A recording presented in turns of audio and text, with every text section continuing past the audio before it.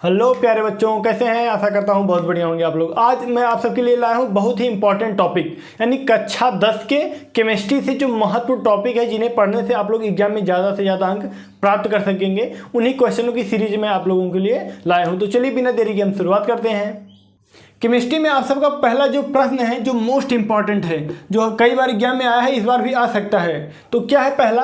संक्षारण तथा विकृत गंधिता की परिभाषा और उदाहरण, यानी इन दोनों की आप लोगों को परिभाषा याद करना होगा और इन दोनों की उदाहरण, यानी जो उदाहरण है ये भी आप लोगों को तैयार करना पड़ेगा।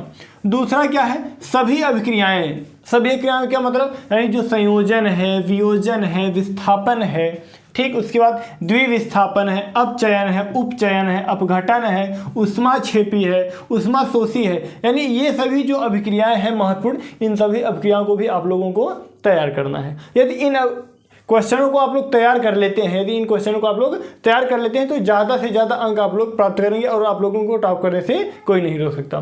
तीसरा हमारा क्या प्रश्न है? द्रव्यमान संचरण का नियम। द्रव्यमान संचरण का नियम या किसी भी रासायनिक अभिक्रिया को संतुलित करना आवश्यक क्यों होता है? यानी किसी भी रासायनिक अभिक्रिया को संतुलित करना आवश्यक क्यों होता है, आप लोगों को इस प्रकार से तैयार करना है। ठीक, चौथा नंबर क्या है आप लोगों का? महत्वपूर्ण रासायनिक अभिक्रियाएं, जो भी पार्ट 1 से लेकर 5 तक हैं, महत्वपूर्ण रासायनिक अभिक्रियाएं हैं, उन सभी को आप लोगों को तैयार कर लेना है। ठीक, उसके बाद 5 नंबर क्या है? अम्ल, क्षार, लवण की परिभाषा और उदाहरण, यानी अम्ल क्या होता है, क्षार क्या होता है, लवण क्या होता है, इन चीज़ों को आप लोगों की जो परिभाषा है वो भी याद करना है और इसके उदाहरण 1-2 ठो। ठीक, उसके बाद 6 नंबर क्या है? सोडियम हाइड्रोक्साइड की निर्माण की विधि या विद्युत अपघटनीय अभिक्रिया विस्तार सहित वर्णन भी आप लोगों को तैयार करना है। अर्थात सोडियम हाइड्रोक्साइड की निर्माण किस प्रकार से किया जाता है, उसकी विधि, और क्या तैयार करना पड़ेगा? विद्युत अपघटनीय अभिक्रिया का ये किस प्रकार से तैयार किया जाता है, इसका विस्तार सहित, यानी विस्तार वर्णन। ये लघु उत्तरी प्रश्न के आगे दीर्घ उत्तरी में पूछा जाता है। ठीक है, विस्तार सहित मतलब जो दीर्घ उत्तरी में पूछे जाते हैं। तो आप लोग इनका स्क्रीनशॉट ले लीजिए, इसके बाद हम आगे बढ़ते हैं। 7 नंबर जो है वो मोस्ट इंपॉर्टेंट क्या है? 7 नंबर वाला, खाने का सोडा या बेकिंग सोडा बनाने की विधि का सचित्र वर्णन कीजिए। अर्थात जो खाने वाला सोडा होता है ये किस प्रकार से बनाया जाता है, इसका सचित्र वर्णन आप लोगों को तैयार कर लेना है। उसके बाद 8 नंबर क्या है? धावन सोडा, जिसे धोने का सोडा भी कहते हैं। क्या कहते हैं? धोने का सोडा। वो किस प्रकार से बनाया जाता है, उसकी बनाने की विधि का भी सचित्र वर्णन आप लोगों को तैयार कर लेना है। ये मोस्ट इंपॉर्टेंट है, ये आप लोग ध्यान दीजिएगा। 9 नंबर क्या है? प्लास्टर ऑफ पेरिस को कैसे बनाया जाता है, यानी जो प्लास्टर ऑफ पेरिस होता है कैसे बनाया जाता है, इसका जो वर्णन है वो विस्तार सहित करना है। अर्थात ये दीर्घ उत्तरी प्रश्न है, ये विस्तार सहित आप लोगों को तैयार करना है। ठीक, उसके बाद 10 नंबर क्या है? क्रिस्टलन का जल से आप क्या समझते हैं? जो क्रिस्टलन का जल होता है वो क्या होता है, आप लोग इसके बारे में क्या समझते हैं, इसे किसे कहते हैं, ये तैयार करना है आप लोगों को। उसके बाद 11 नंबर क्या है? विरंजक चूर्ण बनाने की विधि का सचित्र वर्णन, यानी सचित्र वर्णन का मतलब चित्र सहित वर्णन करना होता है। इसमें से एक चित्र पक्का आना तय है। ठीक है, कि चित्र तो आना तय है कि चित्र आएगा ही। ठीक, ये कोई फिक्स नहीं रहता कि बस ये दे दी तो यही चित्र आएगा, क्योंकि ऐसा तो है नहीं, एग्जाम 5-7 सेट में बनता है, किस जिले में ये जाएगा, उस जिले में वो जाएगा, तो इसीलिए फिक्स नहीं बता सकते कि यही आएगा इसमें, तो कुछ दे देते कि हाँ इनमें से आएगा, पक्का है। ठीक, तो आप लोग क्या है? विरंजक चूर्ण बनाने की विधि का सचित्र वर्णन कीजिए, अर्थात आप लोगों को इस प्रश्न को भी तैयार करना है। उसके बाद 12 नंबर क्या है? प्रबल धातु एवं दुर्बल धातु, यानी जो प्रबल होती है, दुर्बल होती है, उस धातु से आप क्या समझते हैं, कहते हैं, आप लोगों को इसे भी तैयार करना है। तो आप लोग इसका स्क्रीनशॉट ले लीजिए, इसके बाद हम जो मोस्ट आगे और इंपॉर्टेंट है उनके बारे में बात करेंगे। 13 नंबर क्या है? जो आगे के मोस्ट इंपॉर्टेंट है, आगे चलिए देखते हैं क्या है। 13 नंबर जो हमारा है वो अम्ल, क्षार एवं लवण से संबंधित कुछ महत्वपूर्ण जो अभिक्रियाएं हैं उसे भी आप लोगों को पढ़ना है। ठीक, उसके बाद 14 नंबर क्या है? सार्वत्रिक सूचक से आप क्या समझते हैं, यानी जो सार्वत्रिक सूचक होता है वो क्या होता है, इसे आप क्या समझते हैं, इसे भी आप लोगों को तैयार करना है। कई बार रिपीटेड क्वेश्चन है ये। उसके बाद 15 नंबर क्या है? धातु तथा अधातु की महत्वपूर्ण अभिक्रियाएं, यानी धातु क्या होती है, अधातु क्या होती है, इनसे जो महत्वपूर्ण अभिक्रियाएं होती हैं वो किस प्रकार से से होती हैं, आप लोगों को उसे भी तैयार करना है। उसके बाद 16 नंबर क्या है, धातु तथा अधातु की परिभाषा, यानी धातु अधातु क्या होती है, इसकी परिभाषा तथा इसके उदाहरण भी आप लोगों को तैयार करना है, मोस्ट इंपॉर्टेंट है आप लोगों के लिए। उसके बाद 17 नंबर क्या है, धातु तथा अधातु के महत्वपूर्ण रासायनिक गुणधर्म, यानी जो धातु अधातु है, ये टॉपिक बहुत ही इंपॉर्टेंट है, इससे संबंधित आप लोगों को हर एक टॉपिक तैयार करके जाना है।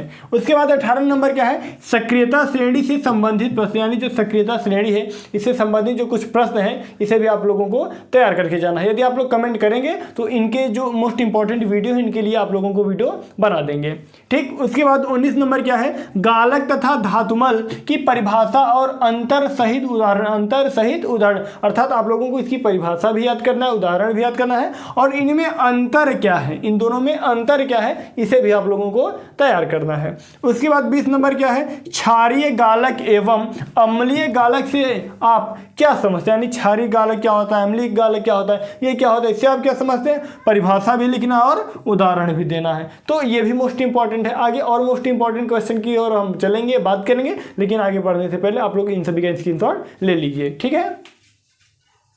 21 नंबर जो मोस्ट इंपॉर्टेंट है वो क्या है, ध्यान से समझिए, क्या है, खनिज अयस्क तथा गैंग की परिभाषा, यानी जो खनिज अयस्क होता है वो क्या होता है, गैंग क्या होता है, इसकी परिभाषा आप लोगों को तैयार कर लेना है। उसके बाद 22 नंबर क्या है, निस्तापन की परिभाषा उदाहरण, यानी जो निस्तापन होता है वो क्या होता है, उसे किसे कहते हैं, और इसकी परिभाषा भी आप लोगों को तैयार कर लेना है। उसके बाद 23 नंबर क्या है, संक्षारण तथा विकृत गंधिता, ये मोस्ट इंपॉर्टेंट है, ध्यान दीजिएगा, विकृत गंधिका की परिभाषा तथा उदाहरण, यानी इसकी आप लोगों को परिभाषा भी तैयार करना है और इसका उदाहरण भी तैयार करना है। उसके बाद 24 नंबर क्या है, एनिडीकरण की परिभाषा लिखिए, यानी जो एनिडीकरण होता है इसकी परिभाषा क्या होती है, आप लोगों को इसे भी तैयार कर लेना है। उसके बाद 25 नंबर क्या है, श्रृंखलन, संतृप्त यौगिक तथा असंतृप्त यौगिक से आप क्या समझते हैं, इसकी आप लोगों को परिभाषा याद कर लेना है, तैयार कर लेना है। उसके बाद भैया 26 नंबर क्या है, कार्बन की चतुसंयोजकता से आप क्या समझते हैं, यानी जो कार्बन की चतुसंयोजकता होती है वो क्या होती है, आप उसके बारे में क्या जानते हैं वही तैयार कर लेना है, ठीक। उसके बाद 27 नंबर जो है मोस्ट इंपॉर्टेंट है, क्या है, विषम परमाणु तथा प्रकार्यात्मक समूह से आप क्या समझते हैं, यानी ये जो प्रश्न है मोस्ट इंपॉर्टेंट है, यदि आप लोग तैयार कर लेंगे तो आप लोग एग्जाम में ज़्यादा से ज़्यादा अंक प्राप्त करेंगे, ये मेरी गारंटी है, ठीक। उसके बाद 28 नंबर क्या है, हेलोजन, एल्कोहल, एल्डिहाइड, कार्बोक्सिलिक अम्ल और कीटोन समूह की महत्वपूर्ण जो संरचनाएं होती हैं, इनकी जो महत्वपूर्ण संरचनाएं हैं वो क्या होती हैं, किस प्रकार से उसे आप लोग तैयार कर लीजिएगा, ताकि ये एग्जाम में आए आप लोग गर्दा मचा देंगे एकदम, ये बात ध्यान दीजिएगा। तो आप लोग इसका स्क्रीनशॉट ले लीजिए, उसके बाद हम आगे बढ़ते हैं। 29 नंबर देख लीजिए क्या है, जो आगे के इंपॉर्टेंट है उन्हें देखिए, ठीक। 29 नंबर में क्या है भैया, दहन, ऑक्सीकरण, संकलन, योगात्मक प्रतिस्थापन आदि की आप लोगों को परिभाषा तैयार कर लेना है। इन सभी की आप लोगों को क्या कर रहा है, तैयार परिभाषा, ठीक। उसके बाद 30 नंबर क्या है, साबुनीकरण अभिक्रिया की परिभाषा और उदाहरण, यानी जो साबुनीकरण अभिक्रिया होती है इसकी जो परिभाषा है वो क्या है और इसका जो उदाहरण, इन सभी का तैयार करना है। उसके बाद 31 नंबर है, मृदु साबुन तथा कठोर साबुन, यानी जो साबुन होते हैं कठोर और मृदु, यानी इन सभी में अंतर क्या होता है आप लोगों को इसे भी तैयार करना है, ठीक।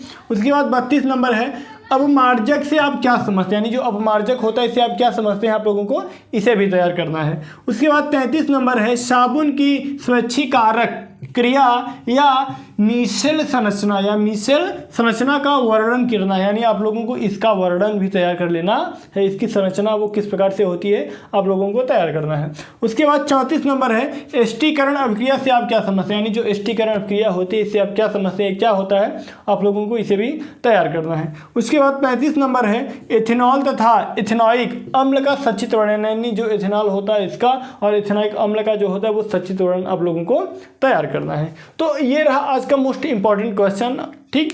तो आप लोग एक बात ध्यान दीजिएगा, अभी एक चैप्टर का बाकी रह गया, मैं सोचा आप लोगों को पहले इतना बता दूं, इसके बाद अगले वीडियो में अगले चैप्टर के बारे में मोस्ट इंपॉर्टेंट जो क्वेश्चन है उन्हें आप लोगों को बता दूंगा, ठीक। यदि वीडियो आप लोगों को पसंद आया है, यदि अच्छा लगा है तो आप लोग लाइक कर दीजिए, कमेंट करिए कि आप लोगों को यह वीडियो कहाँ अच्छा लगा, कौन सा आप लोगों को ज़्यादा इंपॉर्टेंट लगा, ठीक है। तो आप लोग यदि इस प्रकार का वीडियो चाहते भी हैं तो चैनल को सब्सक्राइब कर लीजिए। मिलेंगे आप लोगों से किसी अगले वीडियो में, तब तक के लिए जय हिंद, वंदे मातरम, और आप लोग इसका स्क्रीनशॉट ले लीजिए।